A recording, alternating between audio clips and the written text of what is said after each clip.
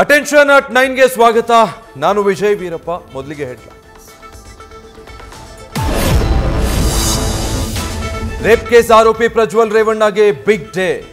ಇಂದು ಅಂತಿಮ ತೀರ್ಪು ನೀಡಲಿರುವ ಜನಪ್ರತಿನಿಧಿಗಳ ವಿಶೇಷ ಕೋರ್ಟ್. ಮನೆ ಕೆಲಸದಾಕೆ ನೀಡಿದ್ದ ಪ್ರಕರಣದಲ್ಲಿ ಇಂದು ತೀರ್ಪು ಪ್ರಕಟ.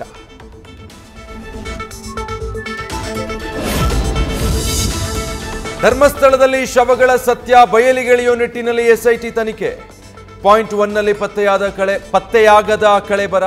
ಇಂದು 2-3 ಪಾಯಿಂಟ್ನಲ್ಲಿ ಮಣ್ಣು ಅಗೆಯುವುದಕ್ಕೆ ನಿರ್ಧಾರ.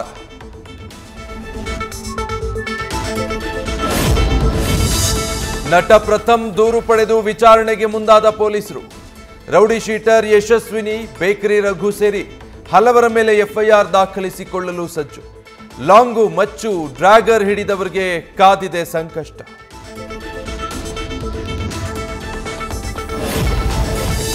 ನಾನು ಕಾಂಗ್ರೆಸ್ನಲ್ಲಿರ್ತೀನೋ ಬಿಜೆಪಿಗೆ ಹೋಗ್ತೀನೋ 3 ವರ್ಷ ಆದ್ಮೇಲೆ ನೋಡೋಣ.